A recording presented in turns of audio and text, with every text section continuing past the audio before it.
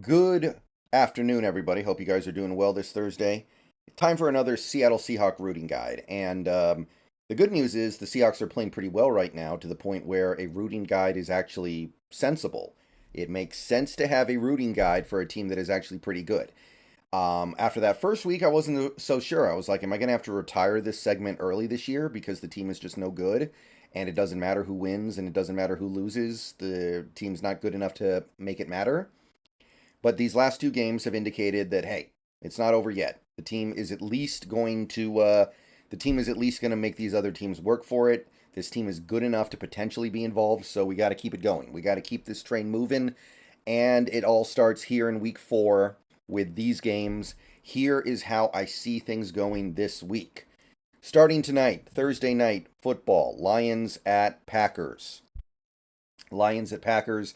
Both teams are 2-1. Both teams are in the same division. So this one's thin. But I think that whichever team you think is going to win that division is the team you should be rooting for to win this game. I think the Lions are going to win this division, so I'm going to say we should root for the Lions because whichever team wins the division is going to make the playoffs regardless. The Seahawks are very likely going to be competing for a wild card spot this year because the Niners look really good so far.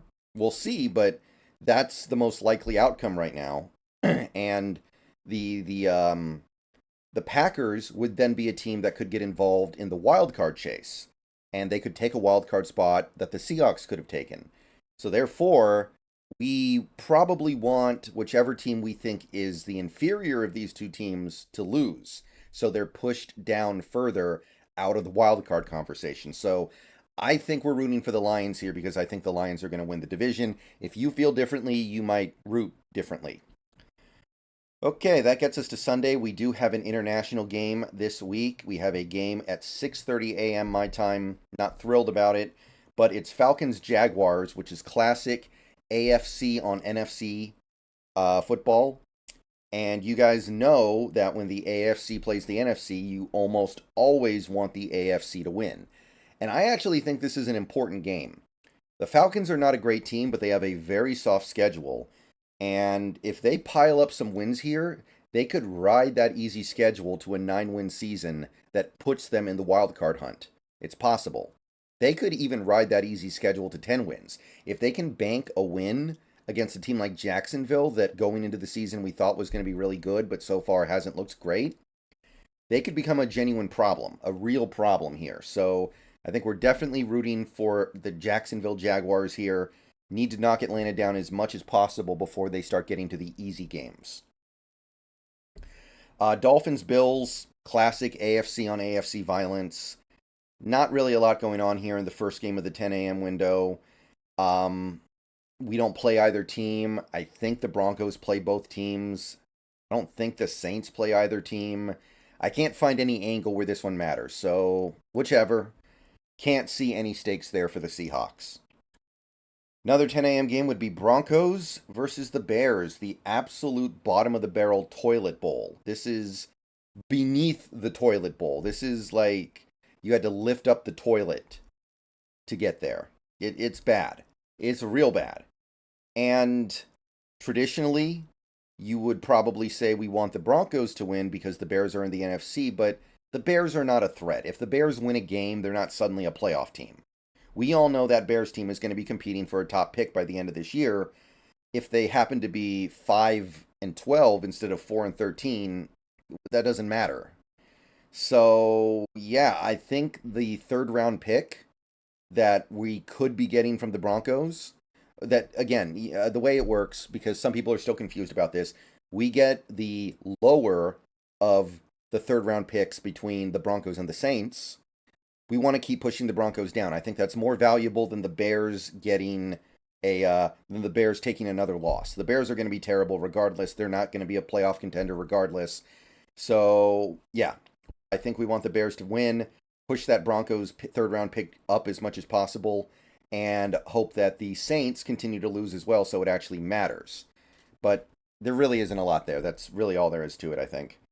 10 a.m. Ravens Browns. We play both teams. I don't think that there's any real rooting interest here. They're both 2-1. Yeah, I don't know. I don't know. I don't think there's anything going on here. I think this is another one that we just shrug our shoulders at. And I like the color purple, so I guess I'll root for the Ravens, but it doesn't really have any stakes here. Next game will be Bengals Titans. I would like the Bengals to win just because I want the Bengals to bank a few wins before we play them so they're not going into that game in desperation mode. If they can get up to um, 3 wins before they play us, it's not going to be some dire straight situation where they have to throw everything at us. Now, I don't know what's going on with Joe Burrow either. The Joe Burrow situation might make everything I just said null, moot, because if he doesn't play, that completely changes the ceiling of that Bengals team. And if he does play but plays really badly, like he's been playing for a lot of this season, it might not matter. But I'm going to say we want the Bengals to bank wins until we play them in a few weeks here. Next up, we got Rams and Colts. Rams did get the loss last week, thankfully, in a game that they really had an opportunity to steal, and they just couldn't quite finish it. But I'm still going to say that we want them to continue losing just in case. They do look competent. They look better than I thought they were going to be. So if we can keep pushing the Rams down, it would make me feel a little bit better because I'm still a little bit shook by how competent they've looked so far. I know they've lost their last 2 games, but they haven't looked bad. They haven't looked like a tanking team at all. So, as much as I know some people want the Colts to keep losing so they can trade players to the Seahawks, I'm not really thinking about that anymore. I just want the Rams to keep losing. So, eventually, at some point, they'll probably go into the tank mode that we thought they would be in the whole time. At some point, if they go like 1-5, 1-6, mentally, they're going to start to pack it in a little bit. It's just human nature. Buccaneers versus the Saints. 2 teams that are 2-1, 2 teams in the NFC, not in our division, both in the same division. I guess we want Tampa Bay to win because of the third round pick situation where we might get the Saints third round pick. I think that's just kind of a tiebreaker here. Now, I think that either way we'd root for Tampa. I think New Orleans is a bigger threat than Tampa to be a decent team this year. So I think we'd still want them to lose either way. Also, I guess the Saints are not going to have Derek Carr. So this is an opportunity for them to drop a game that we typically do not see. The Saints are a pretty good team. They have a very soft schedule. And now they've lost their quarterback for at least a couple of games, I think. So we need Jameis Winston to be somebody that donates a couple of wins to these other teams that the Saints probably expected to beat. This is something that well, we don't need to take advantage of it because we have no control over it, but we need the rest of the league to take advantage of just to help that third round pick out a little bit. It's like the tiebreaker, right? Because neutrally, objectively, it's the same either way. They're both 2-1 teams in the NFC South. All right, another 10 a.m. game. We got Commanders versus the Eagles. I think we learned a pretty valuable lesson about the Commanders last week. They're not very good. And if they go to 3-1, I still would probably say they're not that good because of how bad they looked against Buffalo. Granted, if they go into Philly and win, that has to change your mental positioning a little bit on this. It does. But I think we want the Commanders to win this game. I am open to the alternative point of view though, because the thing is, the Eagles are probably going to win that division. So they're not really going to get in the way of the Seahawks, but the Commanders could be a wild card team. And I know I just said I don't think the Commanders are very good this year. I don't. I think the Bills game proved it, but that doesn't mean they can't find a weird way to sneak in. There are some positive things about that team. There are some good elements to them. So maybe you could say we're rooting for the Eagles just to push the Commanders down, try to get them out of the wild card hunt by the end of the season. But it's tight, man. It's tight.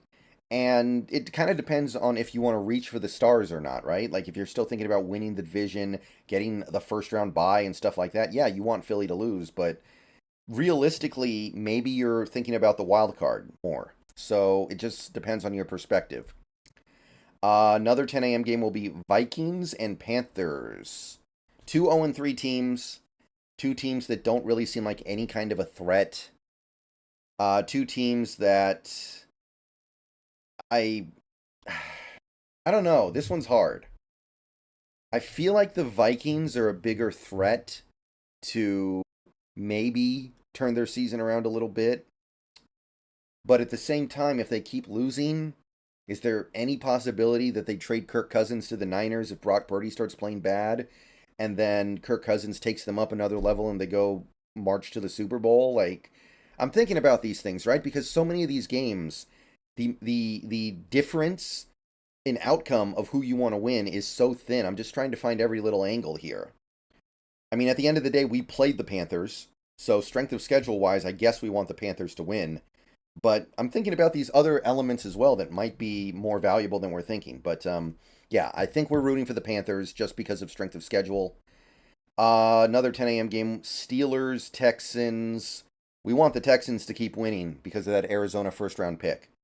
The more games the Texans win, the better it is for us because the lower that first round pick for Arizona is going to be. So Texans all the way. And that gets us to the afternoon slate starting at 1:05 p.m. We have the Raiders and Chargers, two 1-2 AFC West teams. We don't play either team this year. I don't know. I'm trying to come up with an angle here, and I'm not finding it, right? Like, there's not really any kind of advantage vis-a-vis the Broncos or Saints, I don't think. Like, we're not going to get a better third round pick because one of these teams beat the other team. They're both 1-2. Well, whoever, I guess. This is another one of those whoever you want to root for games. Patriots, Cowboys. This one's kind of a no-brainer here. AFC versus NFC. Cowboys look a little vulnerable right now with no Diggs. Let's see if the Patriots can find a way to pull the upset. Would be actually pretty significant because the Cowboys look like they're going to be a very high wild card contender. So, yeah, definitely rooting for the Patriots there to get something going. And if that happens, Cowboys might fall to 2-3 and suddenly everything's not looking so good. So be prepared for that distinct possibility. I believe this is the last afternoon game. We have the Cardinals and the 49ers. Again, it's a no-brainer. I know the Cardinals already kind of made our day last week when they beat the Cowboys. We need it again. We need them to go into San Francisco and come out with a win. It's a tall task. It's a lot to ask. Don't get me wrong. I'm not going to sit here and say that I'm expecting it. But if we could get the Cardinals to somehow get a second win by the start of October, pushing them away from Caleb, and we can get them to deal the 49ers an L, I might have to buy them. I might have to buy that organization a little something. I don't know what. It doesn't have to be too expensive because they're not a very good organization. They're a little on the cheap side. So you can probably get away with something pretty inexpensive and they'll still be impressed by it. But Cardinals, come on. Help us out here. Night game, we have the Chiefs and the Jets. AFC on AFC. Whichever. I can't think of any angles here. At this point, I don't think the Chiefs have any bearing on the Broncos. It's not like if the Chiefs keep winning and they run away with the division, the Broncos are going to lose hope and start losing games. They're already losing games. So there's nothing like that there. We don't play the Jets. We don't play the Chiefs. Yeah, whoever you want to root for is fine. I don't think it matters at all. And then we get to Monday night. And by the way, there's only one Monday Night Football game this week. So this one goes without saying. But I think that's really about it. So let me know what you guys think. Let me know if you guys think I'm missing something here. But that's how I see it breaking out. Most of it's pretty obvious, but some of it actually required some deeper thought. Talk to you guys later. Go Hawks. See you guys for the stream for the preview of the Giants game tonight. Go Hawks.